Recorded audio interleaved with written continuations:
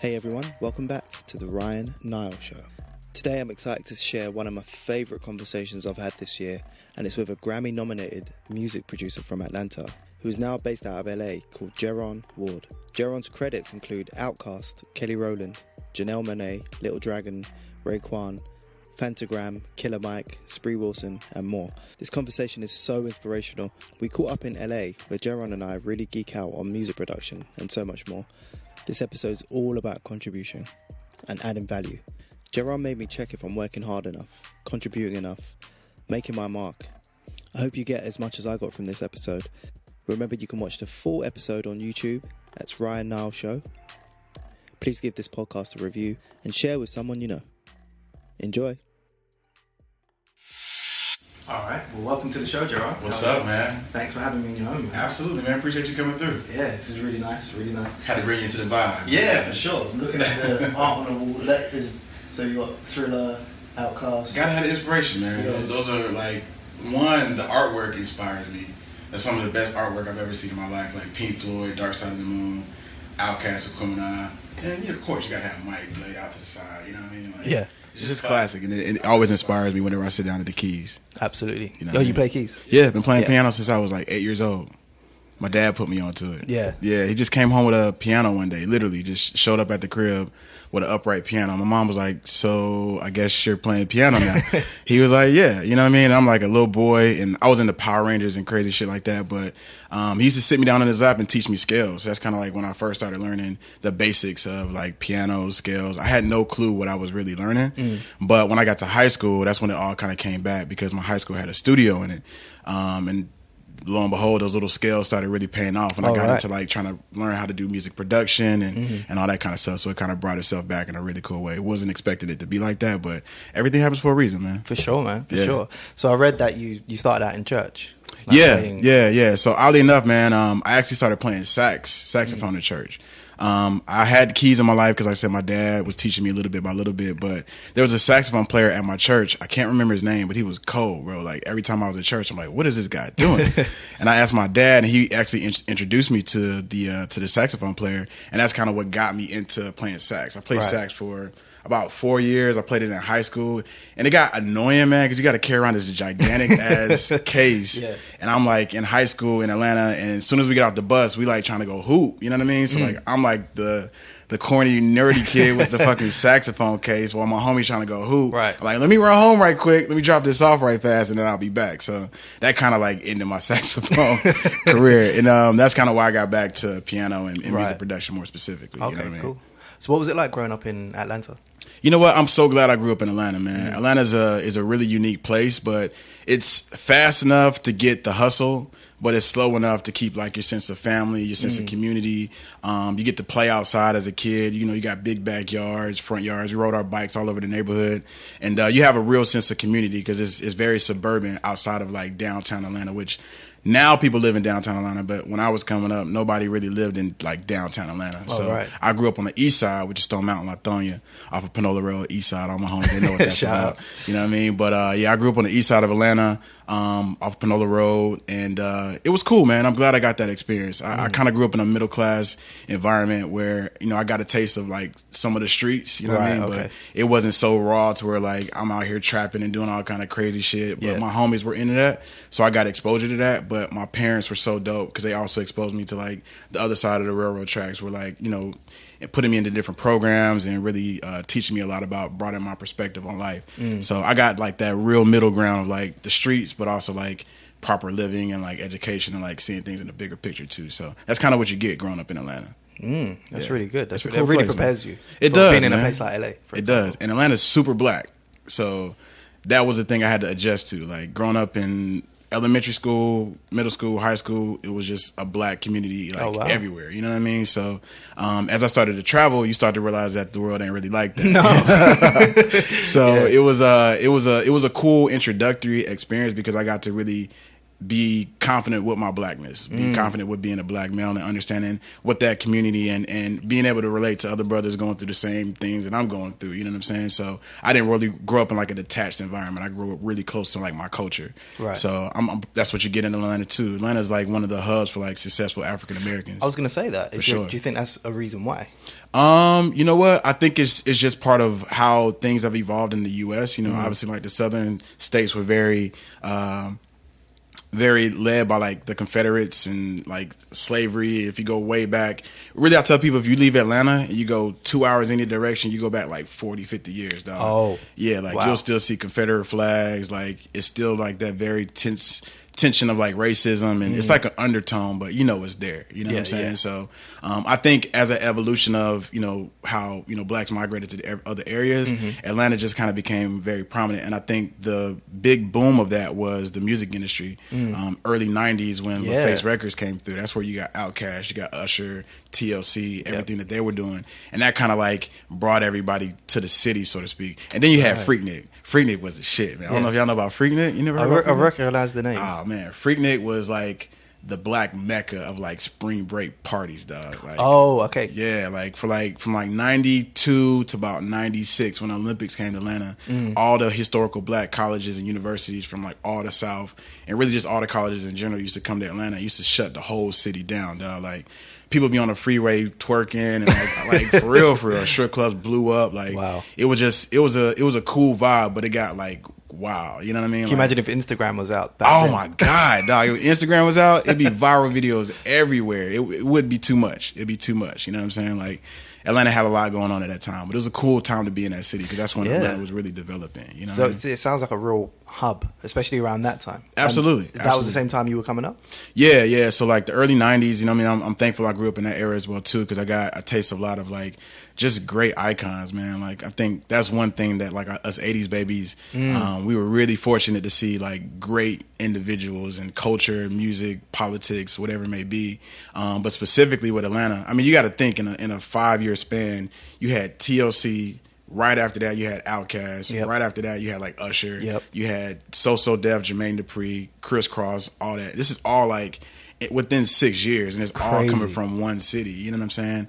So it just kind of like blew up like that. And Atlanta to this day is still kind of running the music game from a hip hop culture perspective. Yeah, it is. Yeah.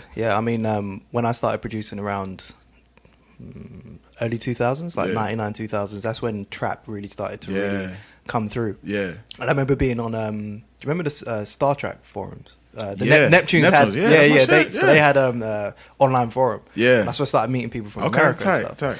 And on there was a guy, and I remember him saying, everyone jump on this trap sound. That is going to be the predominant sound. I was like, nah, man, Neptunes, that's the thing. Like, Neptune's Timberland, that's it. Yeah. And then lo and behold, it is what it is, man. 15 years deep, like, it's been the prominent sound. You know who really kicked that off, man? A lot of people overlooked the homie Lex Luger, man. Lex Luger, he was like the one who really got the ball rolling with like, I'd say more specifically like the trap hi-hats and like the heavy 808s and the snares and stuff like that.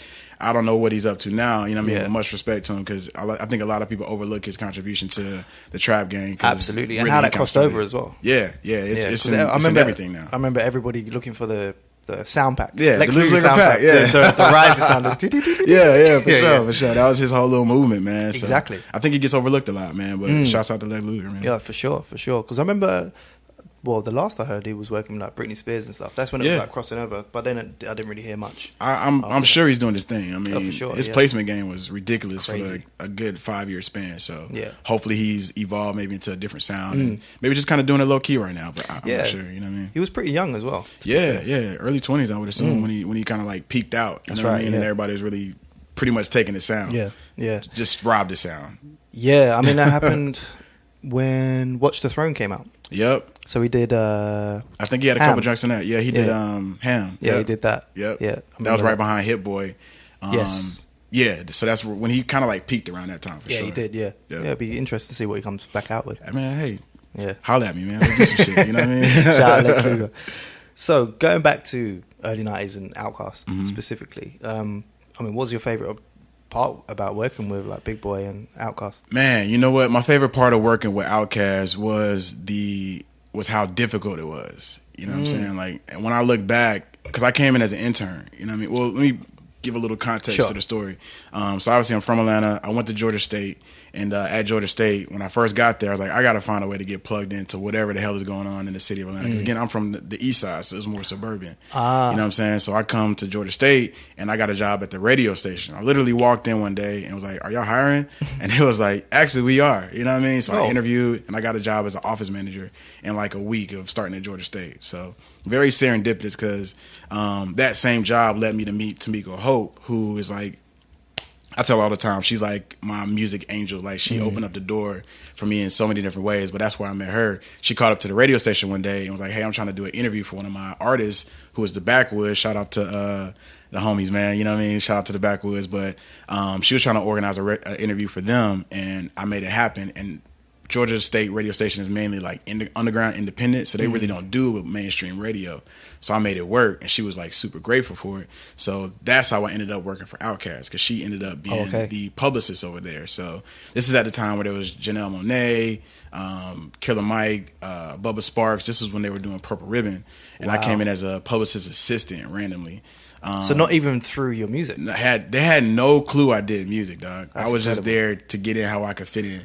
You know what I'm saying? And luckily, like I said, Tamiko ended up there. So I came in as her assistant, but my eyes were like exploding every time I was walking in the door, because I'm like in OutKast's like record label. You know what I mean? Like all the plaques all over the wall. So this is super overwhelming at this point. You know what I mean? Like being from Atlanta, I always compare it to as if I was at like the basement in New York. You know what I mean? Like working with Jay-Z, being from New York. It's like the same parallel. Absolutely. So I'm freaking out low key, but like I'm keeping my cool. You know what I'm saying? I'm just doing what I got to do. But I just had a really strong work ethic, and I was very adamant about my details and making sure that everything that I did had a little air of distinction to it. You know what I'm saying? Like literally one of my homies, his name was Tori. He used to tell me about like when we changed we had to go like take out the trash, but like there's a certain way you could do it where they know that you did it. You know what I'm saying? So like there's just little things like that. But I just enjoyed how difficult it was. Making my mark. You know what I mean? But I enjoyed how difficult it was, because it really built my character, and it prepared me for everything else I had to go through in the music game. That's incredible. Yeah, man. It was a wild experience. It just goes to show that it's all about relationships. And you don't necessarily know where one relationship is going to take you. You have no clue, man. You have no clue. I had no clue that me answering the phone that one day by chance, because I could have been anywhere else, man. Like I always look back and always realize that everything happens for a very specific reason. You might not see it, you might not realize it at the moment because you're in it, but you got to trust the process and trust that everything is happening to you for your greater good. It's not happening to hurt you. Even if it's tough or if it's difficult, you might not be able to. I was broke as fuck at the time. Yeah. You know what I mean? Like I had no clue what was going to happen, but something just told me that I needed to help this lady out, and then it ended up opening up a door that got me nominated for a Grammy.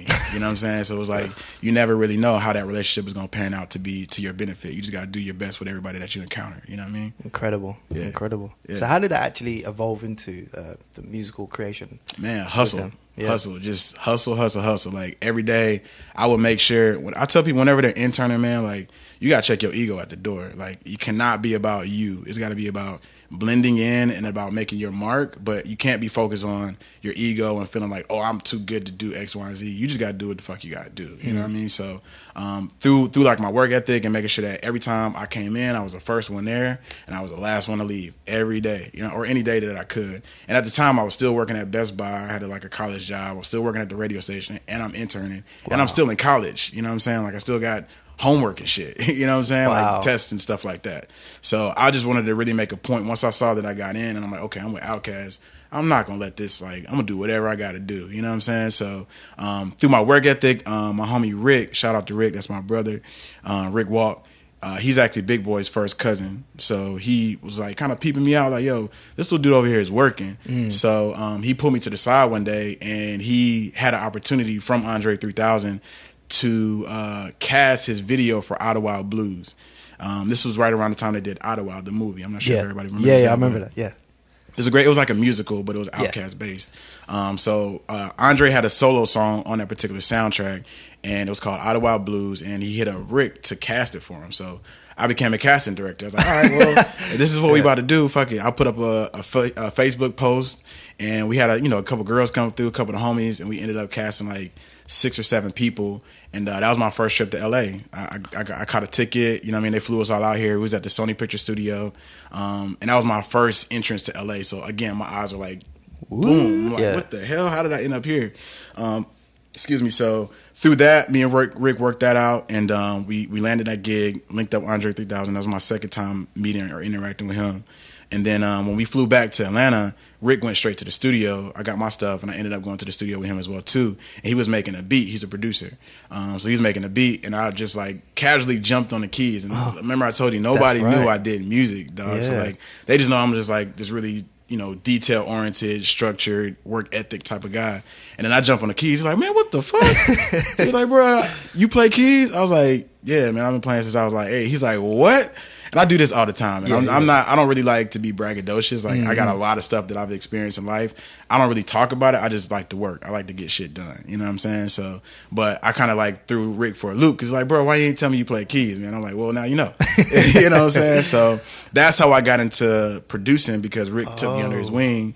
And he was already established with Big Boy at the studio. So we just started making tracks together. And we created a production company called The Flush. So that was like my first production entity in Atlanta. So that's how I kind of got into the music game, man. Again, through hustle. And again, not knowing how a relationship would angle me into manifesting my dreams and manifesting my goals in a way that I could not have foreseen. You know what I'm saying? But that's how I kind of got into the music game. And we just kept grinding from there, man. Like, I started pretty much like living at the studio at that point. Like, now I got my foot in, I got a toe in. Oh, bro, I'm about to knock this door all the way open. You know what I'm saying? So I was there as much as I possibly could be. Mind you, I'm still in school, still got 2 jobs, and still trying to have a life. You know what I mean? So I'm just grinding, bro, just trying to get in where I fit in. And then lo and behold, there was one day that Big Boy came downstairs and heard this track that we were working with, and then the rest is kind of history. That's how he picked the first track that we got placed. Look at that. So yeah, that's how it all ended up happening, man. Hard work, man. Hard work and persistence, man. You just can't give up, and you got to put your best foot forward every time you do anything. And add in value wherever you are. Yeah, that's a good point, man. That's something I definitely try to make sure that I always leave whatever situation I come into has to be better by the time I walk out the door. You know what I mean? Whatever I can contribute, whatever I can give, got to always uplift and elevate, as opposed to extracting and taking things for yourself. So, I mean, you got to do what you got to do for yourself, but what can you contribute? That's what really, enhances your value. And make people be like, I want to work with this guy because he's going to bring something to the table. Exactly. That's really good lessons in there. Yeah. People listening to this, stay persistent, keep up the hard work, keep grinding, man. Keep contributing as well. Absolutely. Yeah. So, Big Boy's in the studio. How you feeling? Like, what's the creative process like for you at that point? So at that point, man, I'm still very like, it's very similar to when Kanye was on that track where he's talking about how he was in the studio and he had like Beanie Siegel walking by and like all these different people from Rockefeller was walking through the studio. That's kind of how I felt being at Stankonia. Like, I'm there, and then Big Boy walks by, and then like Backbone walks by, and then like Killer Mike walks by, and then like Cujo Goody walks by, and like all these people I've been watching on TV coming up and listening to this music since I was in high school. These people are like walking around like they're just popping their head in and see what's going on. Yeah. You know what I'm saying? So the cool thing about producing for OutKast is that they are a very multi-versatile type of group. They don't do one thing. Like, so we were in there. I made country tracks. I made rock tracks. I made reggae tracks. I made anything that we could think of. We just started like doing it, you know what I'm saying, and like just throwing paint on the wall to see what stuck, you know what I'm saying. So that's kind of the process in Stankonia. It's very much like cooking gumbo, you know what I mean. Like, I got the rice, my homie got the sausage, he got the sauce, you know what I mean, and everybody just put it in the same pot, and whatever we come up with is a home cooked meal at the end of the day, you know what I mean. So that's kind of how OutKast worked, and that's kind of the vibe at that time. We were just really just doing what we could to get noticed, and then we got noticed. That's incredible. Yeah. Incredible, man. So what did it feel like to be nominated for a Grammy? Another mind-blowing experience. Yeah, I was in college at Georgia State in art history class when I found out. Well, you were still in college? Well, yeah, I was still in college. I was in art history class when the song got released. And I'm like sitting in class, and then boom, my phone starts like tripping. I'm like, what the fuck is going on? And that's actually when I decided that I'm going to leave college. I was like, I got too much going on outside of here, and I'm putting so much time into school. And not to knock school for anybody, like it definitely opened me up to a lot of doors and relationships that I'm super thankful for. But I already knew what I wanted to do. You know what I mean? I already knew where I wanted to go, and I was very fortunate to realize that at a very early age. So I was already like, as soon as I felt it or I saw that little angle, that door open, I'm like, cool, that's where I'm going, because I want to maximize on that as much as possible. Sure. So the record came out, and then it was on the radio for a little while, and then it just started blowing up. The internet was still popping, so it started infiltrating the internet. And then in February, after it got released, didn't really think much about it after it came out, other than us trying to promote the record and do what we can to get it out there. And then I was coming home from Bible study with my dad. My dad is a deacon in Atlanta. So very Bible Belt Southern Christian, you know what I mean? Yeah. So I'm coming home from Bible study, and my boy Rick calls me. I just walked in the house, like, bro, what you doing? I'm like, man, I just got home from Bible study. He's like, man, nigga, what you doing? I was like, I just got home from Bible study. Like, what's cracking? Like, I'm like smiling. Like, what you talking about? Like, man, nigga, dog, like, we just got nominated for a motherfucking Grammy, and hung up the phone. I'm like, what? I'm like, hold on. I'm like, I'm literally like, I must be tripping. So like, I tried to call him back, he didn't answer the phone. So I like go on Google. I'm like, this can't be real. So I went and typed in, the song was called Royal Flush. So I went home and I typed it in on Google, and lo and behold, like LL Cool J had just announced the Grammy nominations for that year, and the song was on the list. Wow. So at that point, I was just like, I literally like fell to my knees, and like my dad was like, what happened? I'm like, I just got nominated for a Grammy. And he was like, really? I was like, yeah, man. Like, look, he's right here. You know what I'm saying? So I'm on cloud nine at that point. I jumped in my car, drove down to the studio real quick, and we all started popping bottles of Hennessy. Like, Big Boy was there. We was all just like celebrating. You know what I'm saying? So, but that was like the precursor. You know what I'm saying? Like, that's when we found out. But everything that happened after that was just like a complete mind. It was just like going from 0 to like 1,000 super quick. You know what I mean? Like, we were producers in the studio doing our thing, and then the next day we got nominated for a Grammy. So now like everybody knows, and like, what do we do now? You know what I mean? Like, you work so hard to get to this point, and then it happens. What do you do when it actually happens? Yes, it's not like, it's not a joke no more. You know what I'm saying? So going back, I wish I would have been a little bit more prepared, but you can't prepare really for something like that. You kind of just gotta like hope you catch the pass, you know what I'm saying? Like, and just make the touchdown, you know what I mean? So at that point, then we just really started trying to like get our network game on, and that's how I got to meet so many really cool people in the industry, was through OutKast and through that opportunity. So to this day, it still kind of feels surreal. And then I got to go to the Grammys, which is a whole nother mind-blowing situation, you know what I mean? Like, walking on the red carpet and seeing like Jennifer Lopez, and like seeing like Puffy, and like all these people that, you know, you idolize and you see on TV all the time when you go to the Grammys, but then you actually show up and it's a real life situation. It's not a joke. It's not you're not looking at it through a screen. Yeah, I'm watching it happen. You know what I mean? I remember pulling up in the SUV and jumping out on the red carpet and seeing all these cameras, and like I had my little shades on because I was shy as hell at the time. I didn't know what to do, but I had my like shades on, so I'm like looking around like, wow, this is crazy, man. Ryan Seacrest is right here. Yeah, you know what I mean? Introducing everybody as we walking in. We doing like interviews with Big Boy, and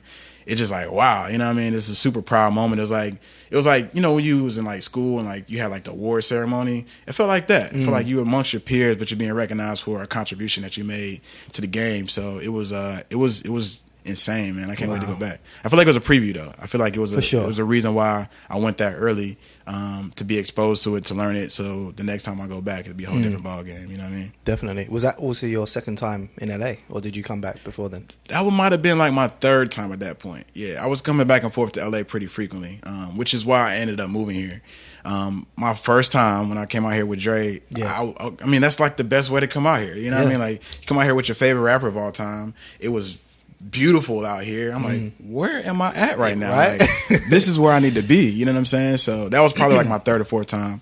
But luckily, I was back and forth to LA pretty frequently because the guy who ended up managing us on the music side, Chris London, what up, Chris? He was managing us at the time. But I wanted to have a manager that was based in LA, right? Because Atlanta is still a big, small city. You can only get so much done to a certain extent. There's a lot of opportunities, and you can do a whole lot there. But for me and my particular path, I knew I needed to be accessible to like LA and accessible to like New York. Yeah. To have a broader reach. You know what I mean? I didn't want to just be kicking it with all my homies in Atlanta and sharing my music with my homies. Like, they already know we do cool shit. You know what I mean? Like, I need people who don't know to know. You know what I'm saying? So I was in LA pretty frequently at that point. Cool. Yeah. Cool. That's really cool. Mm-hmm. I read that you and your production partner, said that you were competing with Barry White and Quincy Jones in terms of like sound, in your mind, in the creative process, so that if Quincy hears the music, he's like, oh, what's that? Man, please, Quincy. Your boy, man. I'm right here in West Hollywood, dog. You know what I'm saying? Pull up on me. I'll pull up on you. Quincy is literally my definition of the quintessential producer. Yeah, absolutely. You know what I mean? Like, a lot of people don't even know how much this guy has done and has contributed to the culture beyond just music. You know what I mean? Like, he literally discovered Oprah Winfrey, bro. Yep. Like, and that's just one of the things that he did, let alone Will Smith and Fresh Prince and working with Ray Charles. If you look through his whole entire history, he is the definition of what I would aspire to be. You know what I mean? He produced Thriller at 50 something, $45, $50. You know what I mean? And that was after. And they wrote him off at that point. What's that? They wrote him off. They said, it was like, oh, he's just a jazz guy. Like, you're a jazz guy. Why are you doing pop? You're a sellout. Yeah, and Mike was like, nah, this guy is the truth. You know what I'm saying? And then they made the biggest record of all time. Yeah. Like, there's nothing bigger ever possible than Thriller. It's not ever gonna happen. You know what I mean? So that's why I think, you know what I mean, whenever I make something, whenever I'm creating something, especially on the musical side, I'm always trying to see if I can measure up to the greats. You know what I mean? Like, I think that's one thing that I learned with OutKast and learned being amongst great artists like them, is that you got to shoot for the stars when it comes to like your craft. You know what I mean? Like, there's no point to try to be cool for the moment. Like, I want to be here for life. You know what I mean? I want my shit to, and my contribution to be here when I'm gone, so my kids have something to be proud of, and even beyond that, so that the culture has something to embrace and something to elevate and something to use to inspire whoever else is going to come behind us. You know what I mean? You always got to pay it forward, but also do something that, you know, you could be proud of, and something that, again, that'll stand the test of time. So again, when I look at Quincy, look at the longevity of his career, everything that he's done, and how all his music is literally timeless. Like, there are babies who are just born now who know Michael Jackson songs off of Thriller, and I don't know how. Like, it's just like part of life. You know what I mean? Like, it's such a ubiquitous energy into the contribution of the culture that it's irreplaceable. You know what I mean? So in terms of aspirations, definitely. And for Barry White, a lot of people sleep on Barry White, dog. He was a amazing orchestral arranger. A lot of people don't know that, but if you look on YouTube or just the internet in general, there are pieces that he has where he just arranged like string sections. Really? It's like an orchestra, yeah. A lot of people don't know that, man. The talent back then was nuts. Yeah, they were all being steel sharpening steel. It was like Quincy Jones is teaching Ray Charles. Like, that shit's gonna be amazing. You know what I mean? Like, because they're both super serious about their craft. And I think that's something that has evolved into something different these days, where with the access to technology, things are just a lot quicker, and people aren't really as invested into taking the time to really develop and build a serious craft. You know what I mean? But these guys, again, Barry White, he didn't even know how to read music, but he was writing amazing orchestral, like 16-piece instrumental arrangements, you know what I mean? And that's all just off of ear. That's God level talent to me, you know what I mean? So it's like, those are the people that I always, whenever I go and I'm trying to find inspiration, of course I listen to everything that's out today. You got to know what's going on and also pull from that. But the core has got to be something that's real, you know what I mean? It's got to be something that's true. It can't be no fugazi bullshit. It's got to be something that you really love, something that you really attach yourself to, and something that you really aspire to create,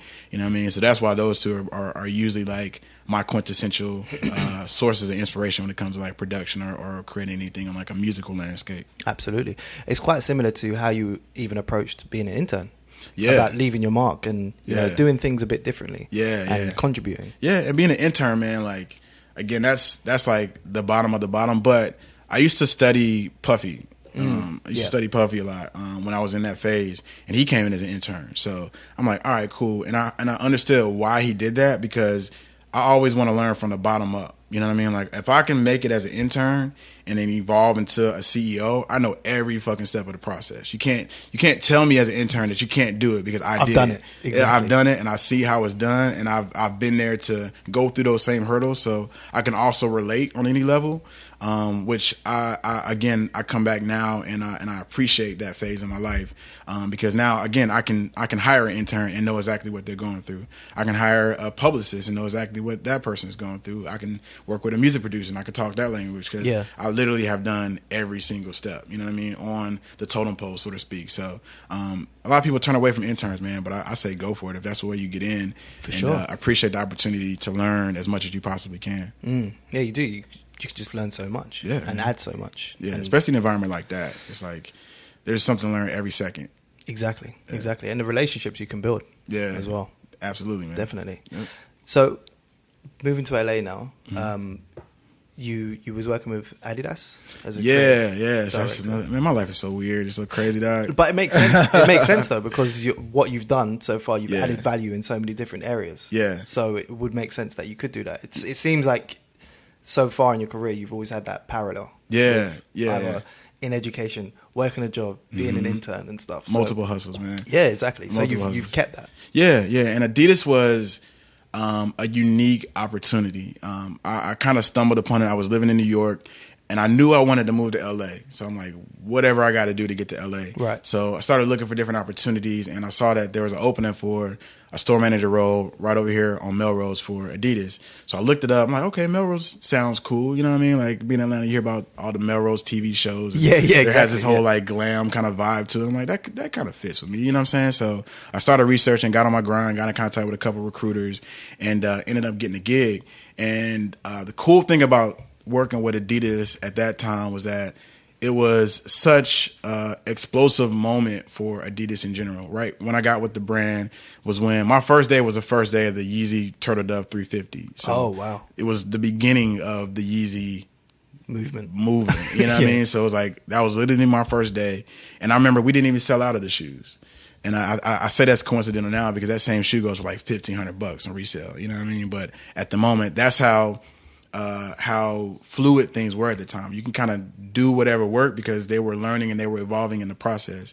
So I come in and I got my whole background in business, but I also got this whole other skill set that they didn't really know about. You know what I mean? As far as like, I did work with OutKast. I do kind of know a lot of people in the industry, and I'm really well connected on that side. So I got to the store, did my job for a little while, started looking around and be like, you know what?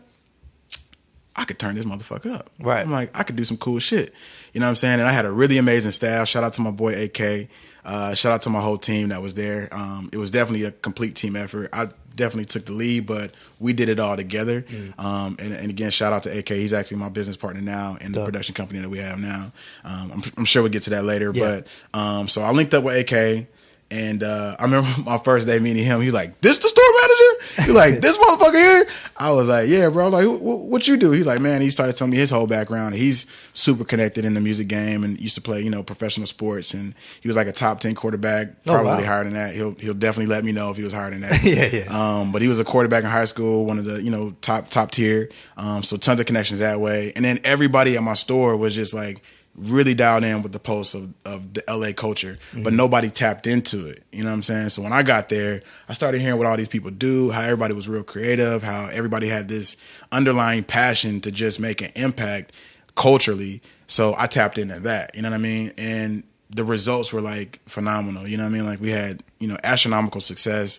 My first 3 years there, my first 2 years there, we won 2-3 awards for having like the highest increase over our target. For the first year, we beat our target by like $1.4 million. Wow. The next year, right after that, we beat our target by like $2.4 million. So we was going because of the vibe. It was because of the vibe, and then we were just bringing everything to the table. You know what I mean? Like I was bringing all my resources, all my connections. We started doing a bunch of different events at the store. We did the first event was a Super Shell event for Pharrell. It was a shoe that he came out with. And the brand was kind of sleeping on the shoe. But me and AK was like, yo, let's do an art event surrounded by the concept of the shoe, because the shoe had like different artists from all over the world painted some stuff on like the shell toe of like the superstar. So we went out to the community. I've seen them. Yeah, I don't know if you've seen that. So we went out to the community. I hit up my boy Chris, hit up AK, and then we just started tapping into everybody around here. We started walking down the street. We went to 7th Letter Gallery over here. We knocked on their door, got cool with them. They contributed some art pieces. Shout out to my boy Mizzle, Gavin. He actually came in and curated it for us.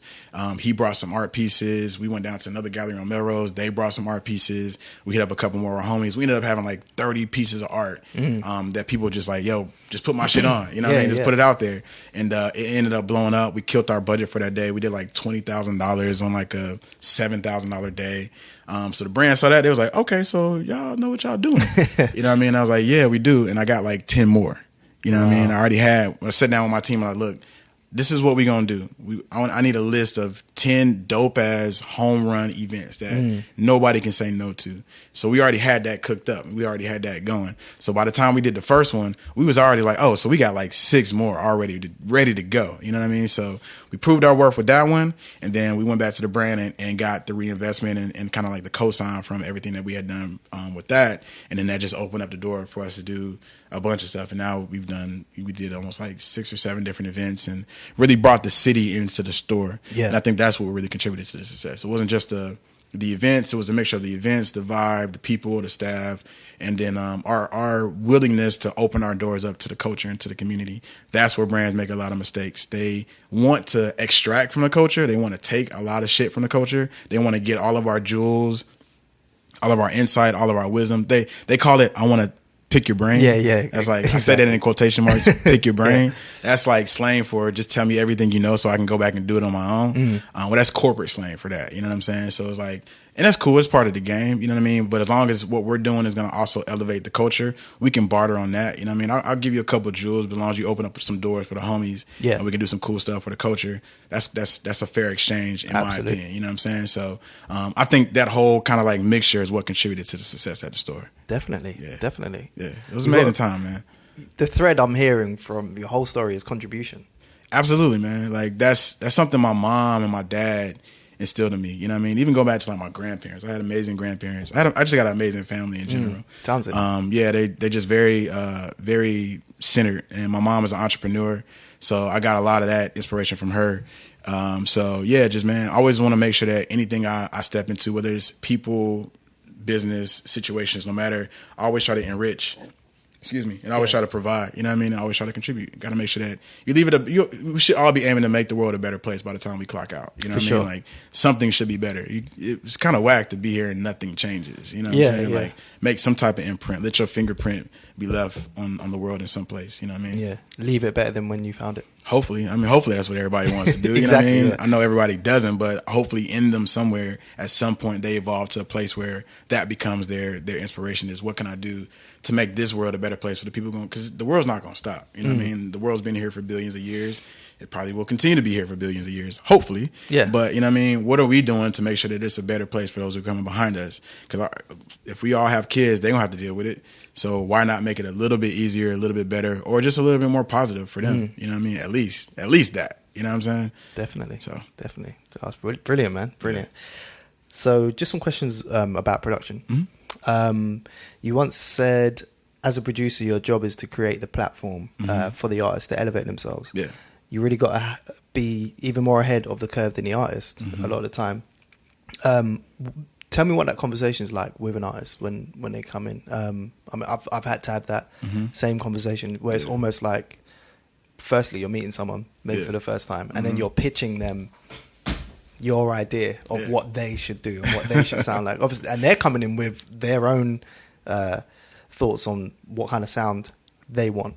What's that been like for you? I think for me, when it comes to like the production side of my creativity, because I've learned that my creativity is very it morphs. Like it goes, and sometimes it's expressed through business. Yeah. Sometimes it's expressed through creating ideas, and sometimes it's expressed through music. You know what I'm saying? So when it comes to music, I think my goal in that conversation for me is really trying to learn the artist first, like learn who they are as a person. And I think the biggest thing as a producer is that you got to know what that artist is trying to say, and not just verbally, but what are they trying What's their message? What's their message? You know what I mean? Like, what are they trying to say as an artist? What is their voice like? You know what I mean? And again, I'm not saying like literally, I mean more like figuratively, like what do you want to speak for as an artist? What do you stand for? And once you can really tap into that, I think it helps you to be able to articulate that expression musically a little bit more clear. So I like to spend a lot of time like getting to know people. Like we'll go kick it, we'll just talk for a while, and then I like to pick their brain and see like what they're listening to, where they're at right now. But where I try to always stay ahead of the curve, and that's what I learned from Ray Murray of Organized Noise. shout out to Ray Murray, one of my biggest mentors when it comes to production. I literally have a video here, and I need to put this shit out because I was watching it with my homegirl Sinkay, who's another dope artist. But I got an interview that I did with Ray Murray about 6 or 7 years ago when I went to his crib, and he just started telling me everything he could tell me. I just asked him all these questions about how did they start OutKast? Like, what was y'all doing when y'all was just on the ground? Like, when y'all was sleeping on the floor? Like, what was that like? And he would tell me like these amazing stories. But his main advice was never live in the present, never focus on the past, always be in the future, especially when it comes to music. Because if you're not in the future, by the time the music comes out, it'll be dated. Because, you know, a lot of people don't know this, but you don't just make a song. Well, today you probably could, but in terms of like execution and rollout, there's usually like a 6-month buffer between the day that you finish the song and the day that it actually comes out, especially when you're doing like major labels. It could be a year, 2 years. You know what I mean? Like when we did Royal Flush, dog, we recorded that song. It took 2 years for that song to come out. Literally from the day that we started it to the day that it actually made it out to the public. It's 2 years. But it still sounded fresh and it still sounded like relevant, because that's why you got to be in the future when it comes to a musician or a producer that's doing something creative, especially like music, because it moves and it flows so quickly. Like it evolves within 5 years.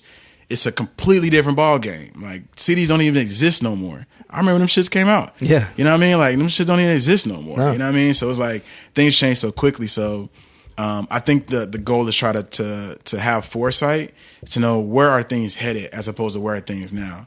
Like what are people kind of going to be into like next month? What are people going to be into in 6 months? You know what I mean? And to do that, you got to be very aware of what is current. You got to study. You got to be very aware of what the past, because a lot of things happens in cycles, especially generationally, like from decade to decade. That's why now we're in the 90s. Exactly. Another 10 years, they're going to be in the 2000s. 100%. They did that in the 80s. It was in the 60s or whatever it may be. Like it all happens in cycles.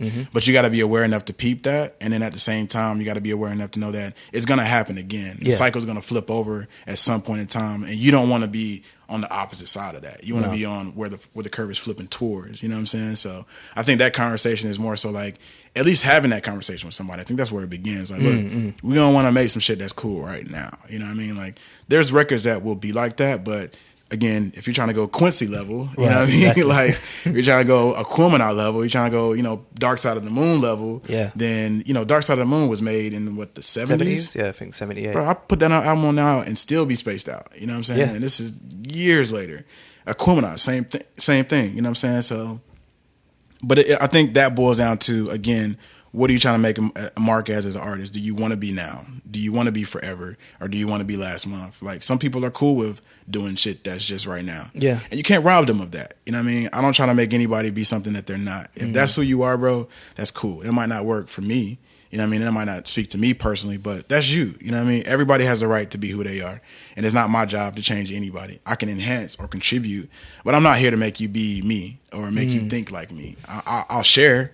You know what I mean? I'll give you some of my insight and we can have a dope conversation. But if you walk off and you want to go take a left and I want to take a right, that's cool. Like, I'm still going to go right. You know what I mean? Like, that's up to you. We all have our own walks in life. So I think as a producer, you don't really want to change the artist. You don't really want to, like, take away from who they are. You just want to find their voice, find what their message is, and help elevate that and give them some futuristic insight. How can I help speed you up? How can I throw some curveballs and add some chord progressions that people might not be normally using right now? I think that's kind of how you get to that mission. You know what I mean? Definitely. That's good. So talking about contribution, so your music's been sampled by J. Cole and James Blake. Yeah. What did that feel like?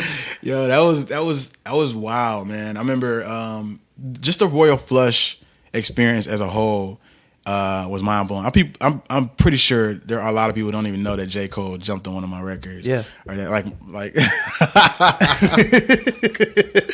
I got so much stuff, man, that I have so many experiences that it's hard to like talk about it all, because I start feeling like I'm talking about myself, and that gets weird for me. And like you said, you're not braggadocious. Yeah, I'm just not into that shit, man. I just like I'm always in the future. So what happened last month is kind of almost irrelevant to me at this point. Like, it's there and it happened, but I'm already on the next, you know what I mean? But I remember when J. Cole jumped on it, and I'm just like listening to his freestyle, and I'm just like, wow, this is unbelievable. Like, another one of my favorite artists says, it's just crazy how that song found its way.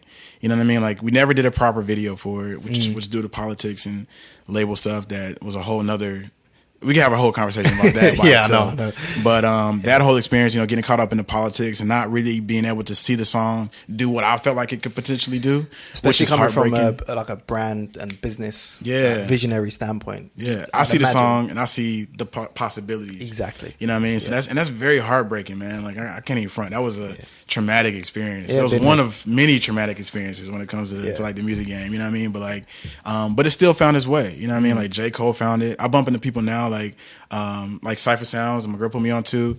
I was telling him about the record. And he was like, "Yo, that's like one of my favorite joints. You did that?" I was like, "Yeah." He's like, "Yeah." He's like, "No, like for real. Like you really did that?" I was like, "Yeah, you can go check the credits if you need to, man. Like it's there, dog. You know what I'm saying?" So it's just incredible how good music will find its way. It'll. And one of the best examples of that today, I think, is Redbone by Childish Gambino. He never promoted that song a day, but it won a Grammy, and it's one of my favorite songs ever. You know Absolutely. what I mean? So I think good music will find its way, and I think that's why you got to aim for that Quincy level, man. You got to put the best foot forward every single time. But and I remember when James Blake picked up one of the records and was like, it's just unbelievable, man. Like. It's because I never gave it to him. I don't know how he found it. You know what I mean? And then it was never really promoted, and it didn't really have a video. And I don't know how this is happening, man. Yeah. It's just like it just is what it is. You know what I mean? That's why you got to have faith and be grateful for the things that come your way. Definitely, and I think it also goes to show how highly regarded OutKast are. Absolutely, man. Bruh. Yeah. I think we're all still secretly waiting for an OutKast album, man. Come on, I mean, yeah.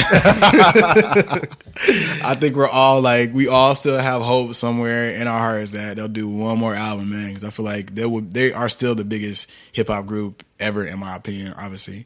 But even statistically, like they've done things. I think they actually might be. Yeah, I think they literally are the biggest hip hop group of all time. diamond. Like nobody. There's only 5 hip hop artists in life, 5 or 6 that have ever done that, and only one hip hop group, which is OutKast. You know what I'm saying? So, and that album was incredible. Oh my God, Love Below, Speaker Box, man.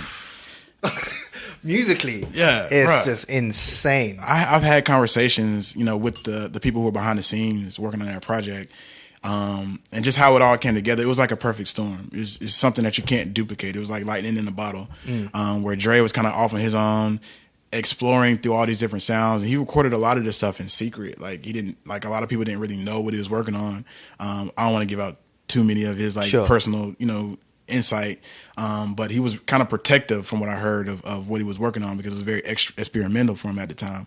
Again, you're talking about a rapper who's singing and playing guitar. Yeah, exactly. At the time, nobody was really doing that shit. You know what I'm saying? Like, no, definitely I still feel like the Love Below opened the door for the Kanyes, for all these, singing / rapping on that scale. Obviously, it had been done in other ways, but he took it in a very artistic slant, and that's where you got the love lockdowns and the 808s and heartbreaks. Exactly. And all that Which stuff. From there you got Drake. Which you got Drake. Yeah. A lot of that was inspired by 3000, which to this day, somebody is still trying to get a 3000 verse, and they would probably pay whatever they can to get a 3000 verse. You know what I'm saying? But at the time, I think he was very protective of what he was working on, and I relate to that a lot. I'm very protective of what I'm creating as well too. Especially while you're creating. Yeah. Because you don't want too many influences. You want to just be in that space, and then here's what I created. Yeah. Especially when you're in the future. You're making shit that ain't been done yet. Like, you don't need anybody peeping that, because people be robbing ideas out here, man. They be out here scamming on ideas, bro. All y'all who do that, y'all suck, man. It's true. Y'all need get your own creativity, man. Stop stealing other people's ideas. You know what I mean? Have you had it that you've made a prediction on a trend or something like that? You created something that doesn't fit in with anything now, and you've got a few opinions back on it, and it's like, that's not going to work, and then 6 months later, a year later, they either hear it or they hear something similar. Yeah. And they're like, that's dope. Yeah, definitely musically. I think that happens more so for me recently in business and the events. And because, with the event, by the time the public hears about it, it's been planned for a month and a half, 2 months. And you got to be really confident in the idea and the concept before it comes out to know that, or to think that it's going to work, even when other people don't. You know what I'm saying? So I think for me, that shows up very, very clearly in business ideas and business moves and events, and kind of creating on that side. Because you definitely got to be able to trust your gut, because you just never know. Some things work and some things don't. But you got to have enough faith to bet on yourself. That's been my motto this year. I'm always going to bet on me. You know what I mean? Because I know I can do it. And even if I what some people would call fail. It's never a failure if I can get up and figure the shit out. You know what I mean? Yeah. Like until I die, it's not a failure. You know what I mean? So it's like I'm always gonna keep it pushing. I'm always gonna keep it moving. And you gotta take everything in stride, man. So. Absolutely. Yeah. That's the way, man. That's the way. So we were speaking earlier, and you said that your new venture is a art curation space, or it's a little bit of everything, man. Yeah. So the new venture is called CNC, Creative Noise Cartel, which is a creative production agency. And the reason why we decided to go with a creative production agency is because we wanted to be literally a creative production house. So whether that creativity, again, to me, creativity is not singular. It's very multifaceted. So that could be art curation. That could be events. That could be music. That could be business.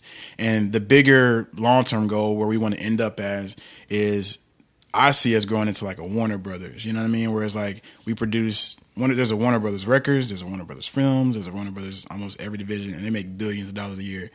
I'm planning to make billions of dollars a year, bro. Like, people say that now, but let's see, give me about 5 years or so. Yeah, that's the aspiration, you know what I mean? So I always think enormously huge. Like I don't ever aim for an easy target. I'm trying to aim for the hardest target to hit possible, and then sharpen my skills on that road.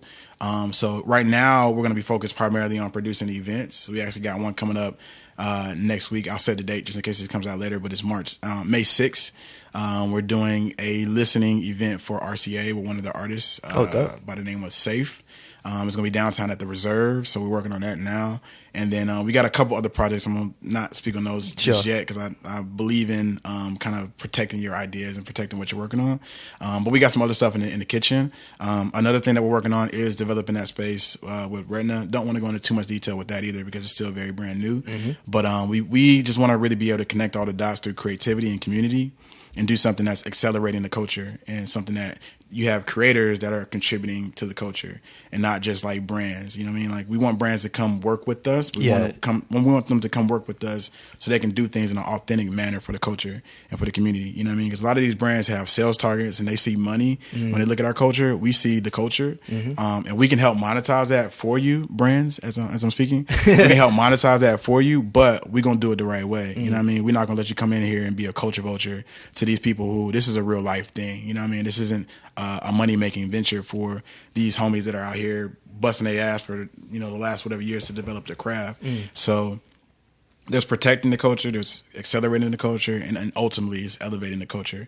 That's what CNC is about, and that's what we're here to do, to make sure that, again, everything is done in an authentic and tasteful way.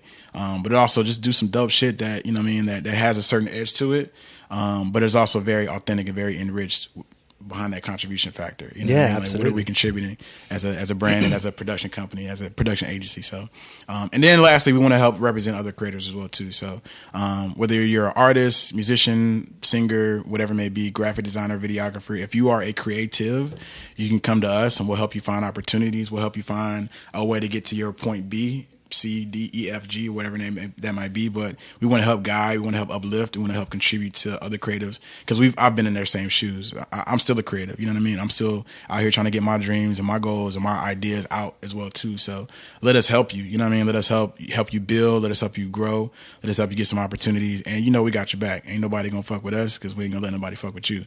You know what I mean? So like that's kind of what we do at CNC.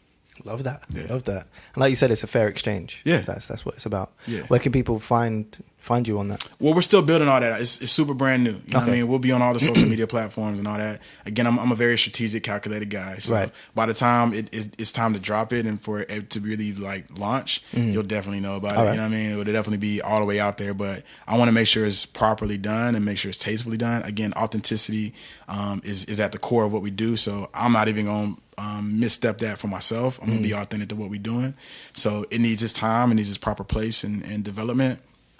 But again, when we get it there, the whole world gonna know. You know what I mean? We're gonna be running our mouths as much as possible. Right now, I just want to sow the seeds for it. I just want people to be aware of it and know that we on the way, and that we got some really cool stuff that we're cooking up. And by the time it's ready to go, I hope everybody's down to support and come out and enjoy some cool shit that we got cooking. Dope. Sounds good, man. It'll be out there, man. Soon enough. This year. Sure. Matter of fact, within the next 2 months, it'll be some really cool things shaking up. You know what I'm saying? So I'm sure we hear of it. It's on the way, man. So just going back, if you could go back to your 16-year-old self in England, that would be when we're going from secondary school, high school, into college. Is that the same here? Or? That's like high school. High school. Right there in the curse of like junior year for me. Okay, so what age do you go from high school to college? About 18, 17, 18, depending on your birthday. But it's usually around, I think it was around like 17 for me. So if you're 17, 18, if you could go back and speak to Jeron back then, what advice would you give? You're gonna be good, man. You're gonna be good. Like don't trip, don't stress. Believe in yourself, believe in and have confidence, ultimate confidence in everything that you do, and move quick. Don't think too much. Just get it done. You know what I mean? I think my old self was very in my brain. I was always thinking about how can I make it better, and that would paralyze me to a certain extent. Like I would be always thinking about it and not doing it. So I would go back and be like, bro, you're going to be fine. You're gonna find your way. You're going to be doing things that you wouldn't believe that you're going to be able to do. But you got to stay true. You got to stay focused. You got to stay consistent. But you got to stay real, man. You got to just keep pushing. And don't ever give up. No matter what you think, dog, just don't give up. Don't quit, because there's something right after that. You know what I mean? That's what I would have to go back and tell myself, is just keep your hustle glasses on, man, and just stay focused. You know what I mean? Love that. I wish I could go back in time and talk to myself, man. I'm like, man, I would be so dope right now. That's incredible. Yeah, I wish I could, man. Give me a little DeLorean, hop back in the future. Yeah, exactly. Right. Crazy. Yeah, so where can people find you online? If you know what? I'm on Instagram. I'm not really that big of a social media person, to be honest. I need to be, but I spend so much time doing shit that I don't really have time to talk about what I'm doing. But yeah, Jeron _Ward, JERON _WARD on Instagram, Facebook, all that stuff. I'm there, you know what I mean? You'll probably see me check in every once in a while, but just know I'm always working, you know what I mean? That's why I'm not really sharing a whole lot. Sure. Because I'm working a whole lot, you know what I mean? And those things go in opposite directions for me. That's something I gotta get more like fluid about, you know what I'm saying? Like sharing more of what I'm working on, because a lot of people want to know, want to keep up, and that's just what it is, you know what I'm saying? So, but yeah, check me out. I'm on Instagram, Facebook, all that good stuff. I got some stuff on YouTube, you know what I mean? More stuff to come for sure. Definitely. You should definitely release that interview that you was talking about. You know, I am. I'm gonna put that out within. Now I have all this time since I'm not working at Adidas, and I let that go. I'm working pretty much exclusively for CNC. You know what I mean? I have time to really dive into that, which is why I made that decision. You know what I mean? Like, time is the biggest commodity, highest, most valuable resource that we have. Literally the only thing that you can never get back. So I need my time, you know what I mean? So I can share stuff like that. I mean, the jewels that Ray got on that interview, bro, I watched it with CK the other day. We was like, man, this is like God talking to us through Ray Murray. You know what I mean? Like, he's such a genius, man. And he's definitely overlooked to a certain extent. And sometimes organized noise as a whole is definitely undervalued or underrated, whatever you want to call it. But they're the truth to me, man. Like, they are the whole reason why Atlanta, from a hip hop perspective, is what it is.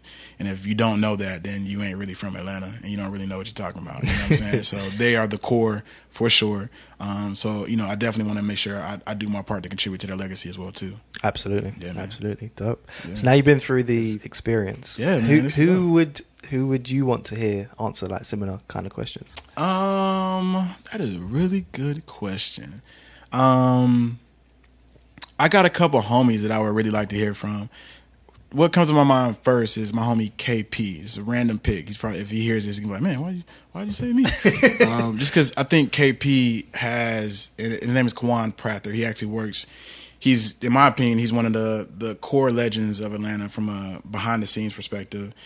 He was there to weave the thread through OutKast, TLC, Usher, anything that came out through Atlanta in that phase. KP was like right there with it. So I would love to hear his insight on his perspective of Atlanta at that time, because he was in it. I was a spectator at that time. He was a part of it. You know what I'm saying? So I think like Guru with Jay-Z. Yeah, exactly. That kind of. But he wasn't necessarily on the music side. He was more so on like the business label, and I don't know what label he was working for at the time. He might have even had his own.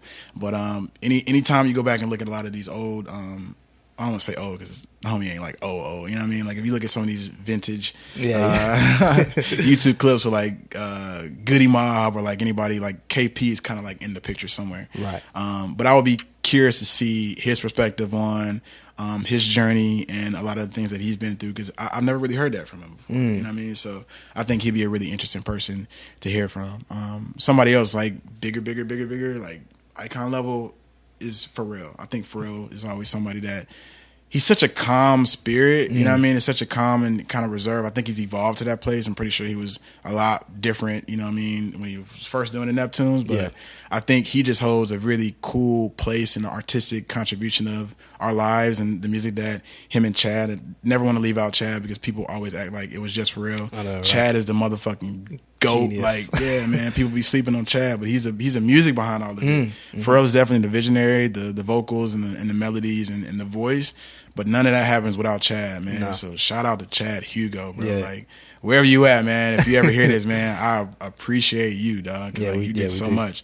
But I would say, you know what? Them two together, like the Neptunes. That would be my dream. The Neptunes would be amazing. That would be man. my Like, dream. I wish I could be a fly on the wall and just like a third of their studio sessions, dog. I wouldn't even say nothing. Just let me just be in the area. You know what I mean? Yeah, Let me yeah. just soak up the game. Well, funny enough, like around that time when they were producing Justin Timberlake's Justified album, best album. like I said, I was on the Star Trek forums, and someone was selling DVDs of the studio footage. DVDs, wow, Yeah. remember those? Yeah, exactly. And if you know about DVDs, you know, you could hold a lot of video footage in Yeah. them. And I think I had like 8 to 12 hours of fly on the wall video Wow. footage, and I sat there and I watched every single bit of it. Wow. Yeah, man. Just because that's what you want to do when you're passionate about something. You know, especially Neptunes or anyone that you're really inspired by. It's really just looking into exactly how they did it, what keyboards they're using, what sounds they're using, how they went through the songwriting process. Like, yeah, Bro, incredible. I literally spend hours just watching studio footage. Yeah. Just like people in the studio. I try to find as much Quincy Jones stuff that I can find. I've watched almost every Neptune video you can think of that's on YouTube or whatever it may be.